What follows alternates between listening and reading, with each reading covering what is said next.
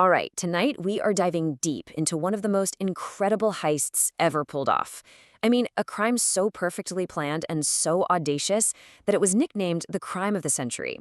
But behind the legend, there's this amazing story of unbelievable creativity, a couple of fatal mistakes, and, believe it or not, a forgotten board game.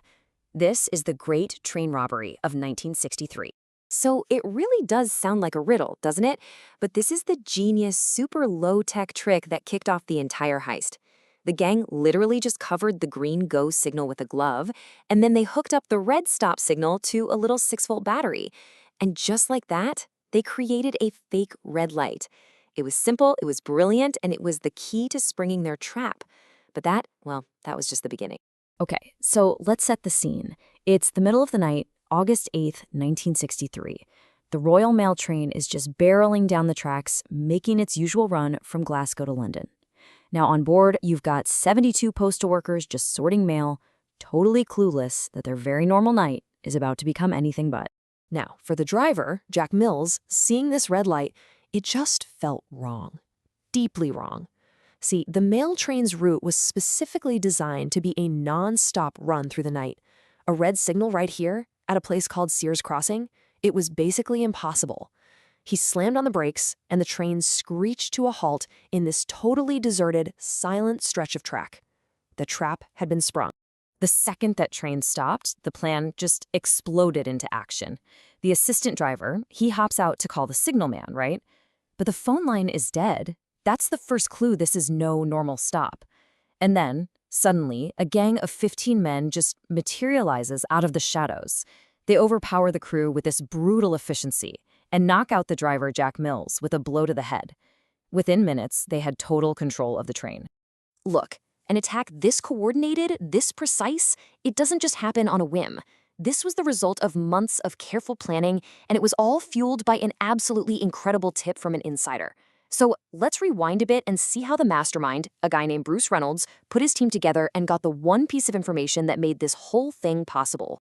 At the heart of it all was Bruce Reynolds. He had the vision, but he needed two key things: insider info and some very specialized skills.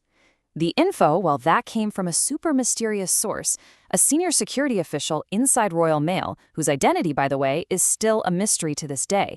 And for the skills, Reynolds joined forces with another gang, the South Coast Raiders, who, and this is crucial, actually knew how to rob a train.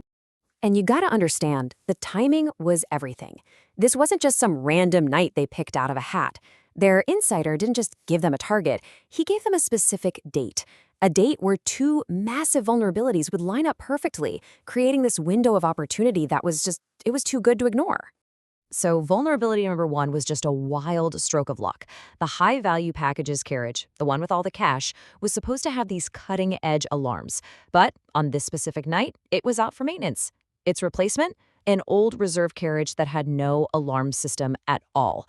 The vault on wheels was completely, totally silent. The second tip was even bigger. Because it had just been a bank holiday weekend, the carriage was carrying a gigantic amount of cash back to London. We're not talking the usual 300,000 pounds. No, on this night, it held nearly 3 million pounds. That's 10, almost 12 times the normal amount, sitting in a carriage with no alarm. It was the jackpot. Okay, so back to the tracks. The gang has the train. They know exactly where the money is, but, getting to it? That turned out to be a little harder than they thought. Their master plan was about to hit its first and almost disastrous snag. So the plan was to uncouple the target carriages and then drive them a kilometer down the track to a place called Bridgo Bridge, where their getaway truck was waiting.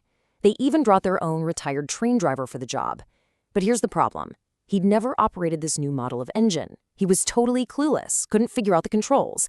So in a panic, they had to go get the injured driver, Jack Mills, and force him to drive his own train to their ambush spot. Crazy. Once they got to the bridge, the clock was seriously ticking. They stormed the carriage, tied up the 5 staff members inside, and then they saw it. A literal mountain of money. We are talking 2.5 tons of cash in 128 mail bags. With almost no time, they formed a human chain, just frantically passing bag after bag down this steep embankment to the truck below. They managed to get 120 bags before they had to get out of there, leaving 8 behind. The heist was a massive success. They had the money, they had vanished into the night, they had pulled off a nearly perfect crime. But as they were leaving, one of the robbers said something that would turn out to be a catastrophic mistake. That was the warning they gave to the postal workers they'd tied up. It was a threat, right? Meant to buy the gang a little more time to get away clean. But what was supposed to be a simple threat, well, it ended up giving the police the exact clue they needed to blow the whole case wide open. The police heard about that 30-minute warning and immediately pounced on it. They did some quick math. How far can you get in half an hour on these country roads? They drew a 50-kilometer circle on a map around the crime scene and just flooded that area with officers. All of a sudden, the gang's entire world got very, very small. And where was the gang? Hiding out at Leather Slade Farm, a remote spot just 43 kilometers away, smack dab in the middle of that police search radius. But they didn't know that yet. They were listening to the police radio, feeling like kings of the world. So confident, they actually broke out a Monopoly set and started playing with stacks of the real, stolen cash. Yeah, that feeling of being untouchable, it did not last long. Pretty soon, their own radio picked up the news about the 50-kilometer search zone. Panic just completely set in. And in that panic, these master planners started making some really amateur mistakes. I mean, you can see the whole plan just falling apart right here. The original idea? Lie low at the farm until Sunday. But instead, they heard the news, panicked, and were gone by Friday. They'd even paid a guy to burn the whole farmhouse down after they left to destroy all the evidence. But the guy just took their money and walked away. He never lit the fire, leaving the farm, and all the clues inside, perfectly intact. A neighbor noticed all the weird activity and tipped off the police, who then raided the empty farmhouse. And what they found was a gold mine. There were empty mailbags, leftover food, and the getaway truck, which had been sloppily painted yellow. And just sitting there, left behind in the mad dash to escape, was the Monopoly board.